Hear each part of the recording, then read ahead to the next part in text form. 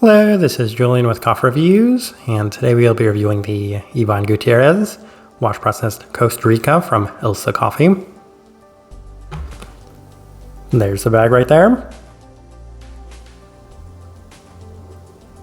And Ilse, based out of North Canaan, Connecticut, and they're a coffee roaster that's appeared on this channel several times before, but this review does take us full circle, as one of the first coffees I ever tried and reviewed from Ilse was also in Gutierrez coffee, but that one was a Geisha, and this one is an SL28, and that's the main reason that this one caught my interest, as I typically enjoy reviewing coffees with varietals that aren't typically associated with the origin. So having a Costa Rican SL28 did catch my interest, and we will see how this one turned out. This right here is day 43.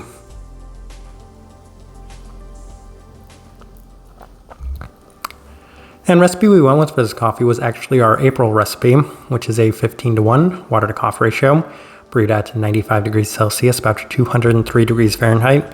And I did like this one best through the April brewer, which does indicate a more medium fine grind roast profile for this coffee. So Ilse is still one of the lighter roasting American coffee roasters out there, but they're not necessarily an overly light coffee by most people's standards.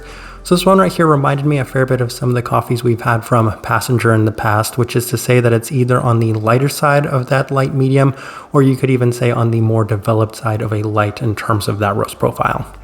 With all that out of the way, let's go ahead and start discussing this coffee.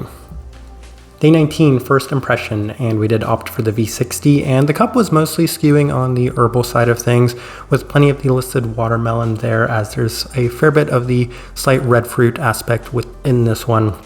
In addition to that, there's a bit of savoriness that's reminiscent of Canaan coffees, with a slightly cleaner honey sense to it. Overall, it was an okay start. I think it skewed just a little bit more in a direction that I wasn't necessarily looking for in terms of the savoriness, as well as strong red fruit characteristics to it. We continue on to day 22 as we opted for the Chemex, and once again the cup is lacking a bit to it, as it seems to skew a fair bit on the red fruit side of things once again, with less clarity as well as a slight bit of graininess to it. The red fruit, while clean, it does offer a flavor profile that's reminiscent of some heavier processed coffees. And I know that's a little bit difficult to kind of express or explain, but typically when you get a lot of those, we'll say Colombian coffees, those natural Colombian coffees or those anaerobic Colombian coffees, they have that very strong red fruit characteristic to them. This one had that same sort of flavor, but in a cleaner sense. So it didn't have the same sort of fermentiness, booziness, alcohol-like aspect to it, but still the same flavor, which wasn't necessarily an overly endearing quality for me. A slight tart aspect was also present in the cup, but for the most part it was just okay all around this second try too. We continue on to day 25 as we opted for the April brewer, and this was massively improved and the best day I'd had of this coffee up to this point, as it was offering excellent clarity for the listed watermelon with a sweeter base in general, so improvement on those two things. The listed gushers did make sense, as there was a sweet enough fruit aspect complemented by a slight tartness to kind of give it that part of it. Best day by a distance on this try. So we continue on to day 28 as we opted for the V60 with higher temperatures and a more fine grind. And there's a bit more to the cup, but it does continue to remain very well in line with the listed watermelon attributes to it, which honestly, when I get that in the coffee, it's not necessarily my favorite part of it, but for the most part, it still just has so many of those red fruit qualities and characteristics. Brightness still present and still in a more tart sense with a sweet candied aspect to it. It's been pretty straightforward to this point. It seems to really skew a fair bit on those red fruit characteristics that seems to dominate the cup. There's a bit of brightness, there's a bit of herbality, there's even a bit of savoriness to it. So in some ways it reminds you of a Kenyan coffee, but at the same time those strong red fruit characteristics, which are still associated with Kenyan coffees, it was skewing a little bit more on what you typically experience with Costa Rican coffees. Day 31 through the Chemex with the same adjustments, and now it was extremely reminiscent of one of my least favorite coffees we've ever reviewed on this channel, which is the Las Lajas, as the listed watermelon is so pronounced and so prominent that the entire cup is just offering that very strong red fruit forward profile without too much of the fermenty aspect. So that's kind of what I was mentioning earlier, is that you have those very, very strong red fruit characteristics to it. And in that case with Las Lajas, it always just tasted so much like raspberry to me. And that's what this coffee was starting to taste like, was just that very strong Las Lajas characteristic without the heaviness associated to it. And I wasn't necessarily enjoying that, as Las Lajas, once again, is one of my least favorite coffees we've ever discussed on this channel. Plenty of brightness to go with it in a more tart sense, as it's not necessarily overly impressive. It's just offering some of my least favorite things of all worlds. A lot of the savory as well as really strong tart and Kenyan-like characteristics with the brightness, while at the same time offering a flavor profile that's reminiscent of some of my least favorite Costa Rican coffees. So the combination of things, they're very strong, they're very intense, and they're very distinct within this one. Day 34, back through the April brewer. And it feels like it's back to its best with a bit of the Las Lajas-like red fruit intensity toned down, which was really nice. Otherwise, it's pretty straightforward, a slightly herbal tone, a bit of tartness, but kind of toning and calming a lot of those things down really seemed to help this one for me. Day 37 through the V60 with lower temperatures, and it just really didn't seem to help. I don't necessarily think that the V60 or the Chemex really offered a cup that I enjoyed at any point, as it still had that Las Lajas-like essence to it with a slightly grainy quality, making it even more reminiscent of the strong, grainy red fruit Costa Rican coffees we've reviewed in the past. Slightly less tartness, but it does linger for a very, very long time as you just feel those red fruit aspects for a very extended period of time. Day 40, final notes we have. One more try through the April brewer, and this is where I got the best consistency was from the April brewer, as it does keep a good job of toning down a lot of the grainy qualities in the cup. Very tart and berry forward, enough to the point where there's a notable bitterness and strong emphasis on the red fruit. But even then, I still enjoyed the toned down aspects and attributes of this one significantly more than any of the other cups. All right, let's go ahead and put up the tasting wheel so you can see what we're getting. And we have one level 5, and that is the finish at that level 5. So this one right here, as I mentioned on one of the days, it just really seems to linger so much within this cup. As those red fruit aspects, I just continue to taste them long after I've taken a sip of this coffee, which isn't necessarily something that I'm looking for, given that I just don't like the flavor of it to begin with. I never necessarily have. So having that be such a strong, pronounced, and lingering characteristic to it for the entirety of this one, not necessarily something that I'm going to enjoy, but it just lingers a fair bit. So that's why it's there at that level 5. We'll go through the level 4s. We'll start with the cleanliness, level 4. So I think that it's one of the most important parts that need to be taken away from this coffee. It's a clean coffee. Like, there's very little that can kind of take away from that. There's a grainy quality at times. I noticed that mostly through the V60, or when you're really pushing it on the Chemex, that's when you get it. And outside of that, there's not much that could kind of deter any of the clarity or cleanliness from reaching that level 4 mark.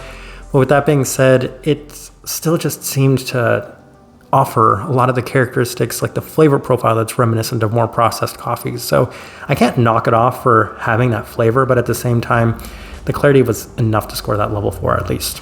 Sweetness, level 4, it's still a sweet coffee, and I think that's kind of what they were looking for going forward, was maybe to enjoy the sweetness as one of the additional characteristics of this coffee. I don't think it was ever meant to be the strongest or focal point of this one. If anything, it's that brightness there at that level 4 that I feel like was really what they were going for in it, and that's why they have a lot of notes that are in line with that, like green apple, gushers. I think that maybe they were saying if you could get a little bit more brightness from it.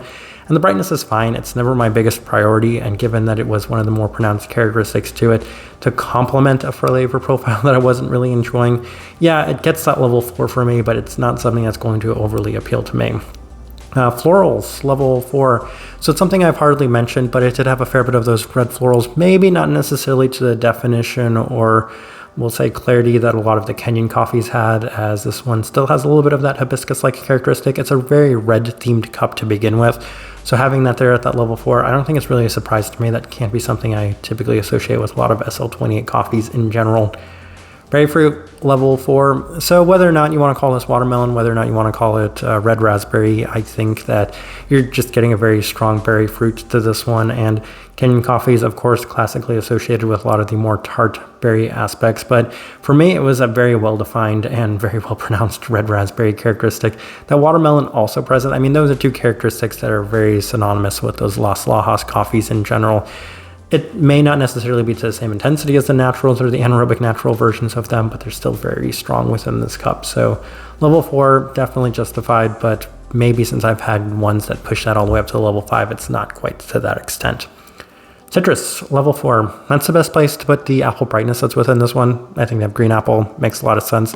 There's a lot of brightness to it, and it's not necessarily anything that I particularly cared for or enjoyed, but that's the best place to put it on this tasting wheel. Bitterness, level 4. So I think that, level 3. That part may have been one of the things that took me by surprise, as this coffee does just seem to have a little bit more. There's so much tartness to it that it becomes a little bitter for me. And that's why I had to bump that there to level 4 as, correction, level 3. I keep saying level 4. It's at level 3. But that's kind of the best place I could put it. The only other thing I think really worth discussing on this tasting wheel is the body at that level 2. And maybe part of that is attributed to brewing it with the April brewer, though truth be told, I think I might have expected just a little bit more body to this one. Kind of in between that 2 to 3 mark, but I just felt that this one had a little less body than I might have expected going into it. As I look at this tasting wheel though, I do think it's a pretty good representation of what I was getting from this coffee. All right, so my overall thoughts and impressions of this coffee. It won't come as a surprise that I was not necessarily a big fan of this one. I'll just say it flat out. It reminded me a lot of the Las Lajas coffees. Costa Rican coffees, if they don't offer that very strong red fruit characteristic to it, I tend to enjoy them significantly more than if they do. And this one right here was red fruit forward for the entirety of it for me. And for that reason, it shouldn't be surprising whatsoever that I did not necessarily enjoy this one.